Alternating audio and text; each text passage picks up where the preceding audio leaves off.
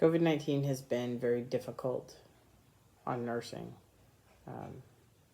for many reasons. COVID-19 has stretched us to our limits in many ways by initially being a surge and not really being fully ready for it. We did a pretty good job, though, overall throughout the nation. There were certain spots that were not so keen, like New York. And now we kind of have our rhythm and routine, so we're well into this pandemic now. And so we kind of have our groove on how to do things and how to do them safely to the best of our ability. How to protect our families and how to do what we want to do within our job and still be able to do our job. So that has gotten better.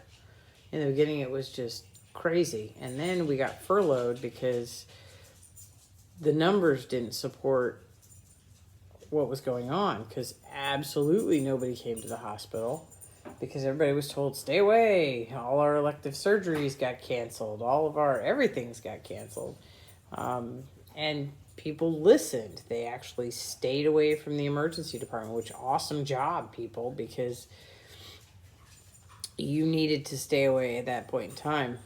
The thing that happened, though, is that we thought we were going to get this huge coronavirus patient surge right after it initially started. We thought it was going to be like, okay, there's surge. All right, we've got a little bit of a lull, and boom, it's going to take off. Well, it waited, and it hung out. And then all of a sudden, people got tired of being inside and tired of, I guess, teaching their kids and tired of each other in general, which God love you. I get it. And everybody went out and nobody was smart. And people were having coronavirus parties to see if they could get sick because they thought it was a hoax. And granted, man, if this is a hoax, guys, this is the biggest hoax I've ever seen. And if this is a political thing, then this is the most selfish political thing I've ever seen. That said, if it's a United States political thing, really, why is the rest of the world sick? Because they are. So, so just kind of, just all kinds of strange things are happening. And people just need to understand that I don't care. And most of medical people don't care why it's here. We don't care where it came from anymore. We don't care who's going to benefit from it. What we care about is making sure people don't die. And it's hard. And it's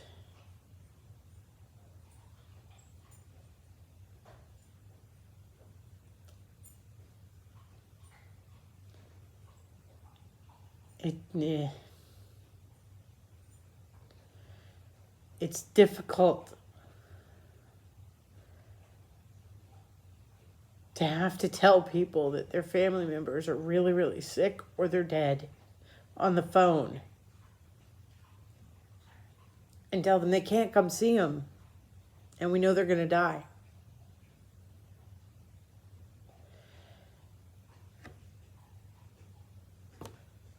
And it's something that we wrestle with because it's so hard. And it's so hard for the families.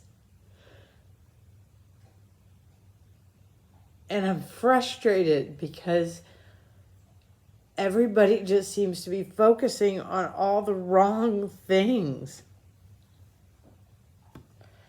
We have riots. We have a pandemic. We have weird weather. We have politicians making things into something they shouldn't be. And really, all we want is to have our families safe. All of us. To feel like there is an end. And there will be a restoration of everything that has come before. And there's not. Not right now.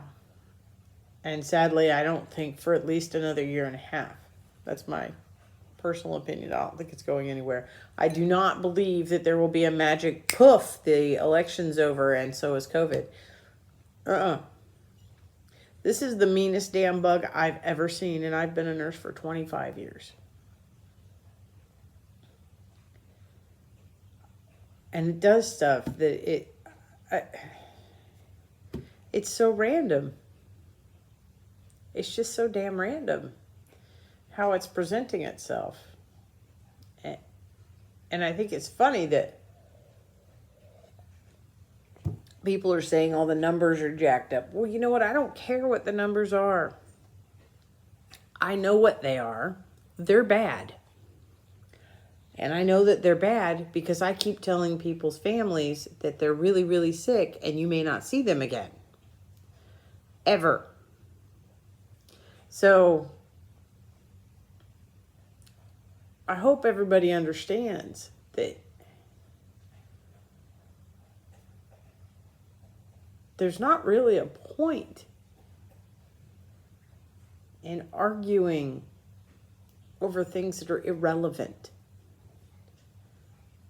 You know what? We got people arguing over statues. I get it. I get why they're arguing over statues, but really, do we have such time on our hands that statues are a real problem? If you guys don't want the statues up, that's okay. Don't just destroy them.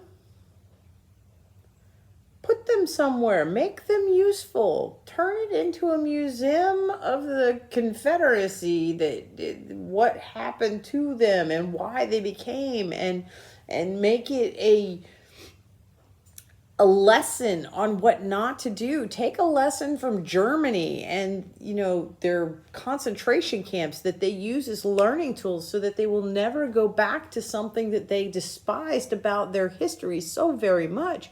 If you do not learn from your history, you will never go forward and do something better. You will always fall back on it. There will always be somebody who falls back on history because they didn't learn from it the first time. Educate people. Take the statues, move them to a museum, tell the story as it really was. Give a legitimate history to it. And no, do I think that we should put flags up and cheer for things that were bad that were done? But no, if you look at our presidents throughout history, there were some really bad dudes that got some really good things done. So, it doesn't matter what they are. There are bad guys now, there's bad guys then, there's bad, people are not inherently good or bad. People are both. They can be good. They can be bad. They choose. Some people are bad and choose to be better, and they are for the rest of their lives. Some people are bad for their whole life. Some people are good for their whole life. If you ever meet my mom, good person, whole life, you'd be shocked. Except my dogs are playing. I apologize. I got off track too. Apparently I got passionate about history. I like history. I am having my life-saving apple juice. I am not drinking liquor. I know that's shocking after I just got off shift.